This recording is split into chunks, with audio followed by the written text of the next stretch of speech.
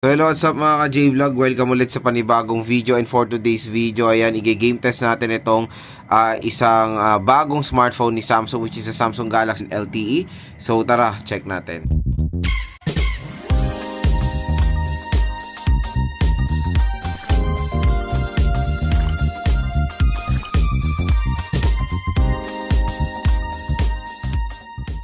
So itong smartphone na to mga ka-J-Vlog is merong AMOLED display at 120GB ang kanyang internal storage.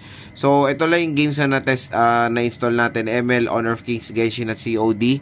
So malapit na mo full storage nitong smartphone na to. 4 games lang yan kasi sobrang laki nung Genshin Impact. So 31GB na available niya. Ito na yung nagpapatunay na palit ng 120GB for gaming dahil palaki ang required storage ng mga games. I think nung 2020 ang Genshin Impact parang nasa 10GB lang yan. Ngayon nasa almost 40GB na, and even COD 20GB. Ang lalaki na. Kaya hindi ko na nalagay yung WUWA. Kaya ito muna ang ating game test. So ang pinakamaganda dito sa A07 LTE is of course yung kanyang gorgeous display na Super AMOLED display.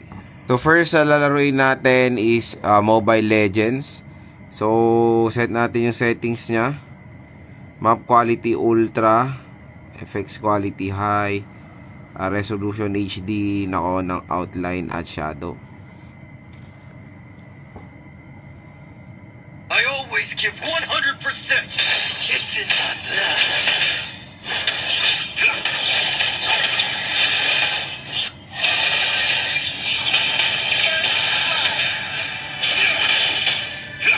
Oh, I've been right. The name's Luke. I do miss the old days. But this new generation sure is full of spirit.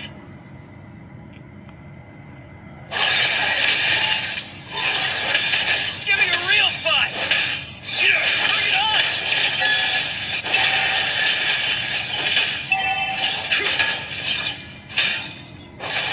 Bring it on.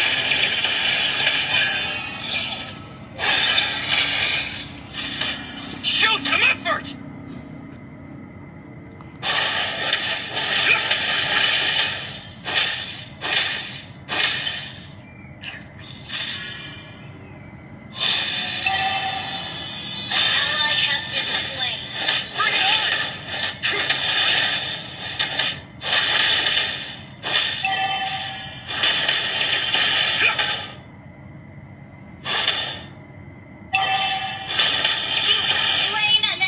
So pagdating sa Mobile Legends, maganda naman ang performance yan ni Samsung Galaxy A07 LTE. Smooth naman siya sa sinet nating settings. No big problems naman while playing. Ayan, no? All goods na all goods. Kaya niyang i-handle ang ML sa mataas na settings. So next is Honor of Kings. So, graphics natin, set natin sa pinakamataas. Try natin kung makakaya niya rin. Ayan, FPS Ultra, Resolution Ultra. Kasi ginawa niya lang yung flex. And offers plenty of opportunities to assist the other lanes.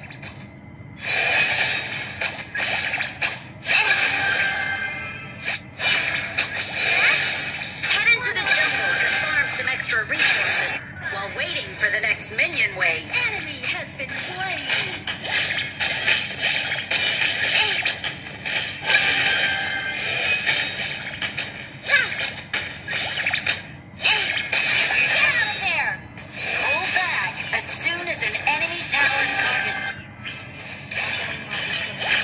Kukunin ko.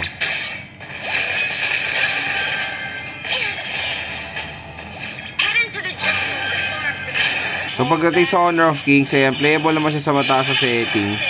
Pero may na-experience tayong frame drop while playing. Pero okay naman, all goods. Hindi naman mga malalang frame drops at nakakaya rin naman. And in fairness sa speaker nito, kahit na single speaker, ang lakas. So next is COD.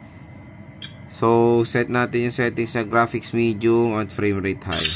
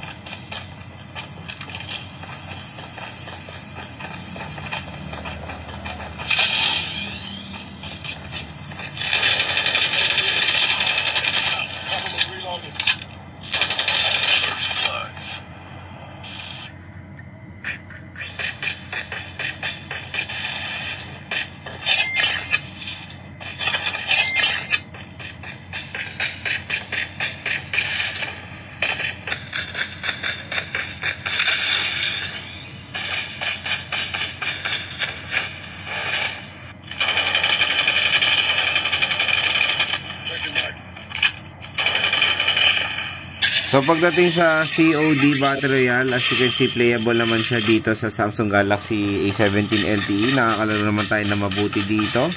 May mga few frame drops along the way pero very minor lang. Yun nga lang, since hindi pa ganun ka-optimize yung chipset niya pa rin, medium, pero playable naman, all goods.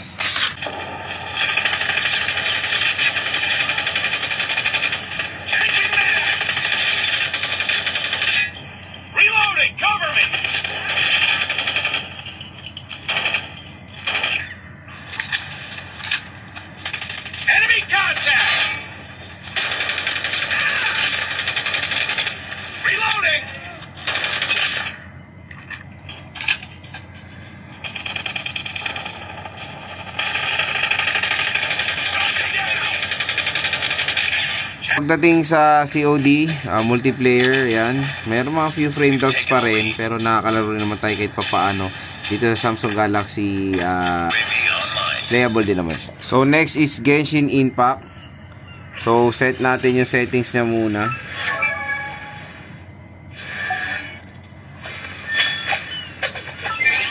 So, sa settings, ayan, graphics natin. Lowest na lang natin, 30 FPS, motion blur na off. Ayan. Oops. So, kahit na naka-low, naka-frame drop or may slow movement, pero playable siya.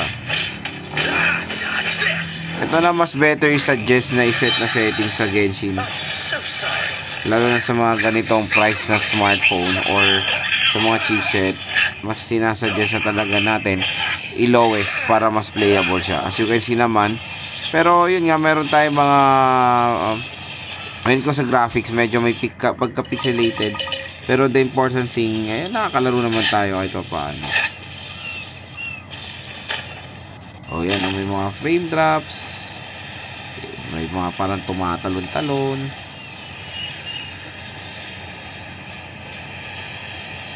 movement and all, yan o.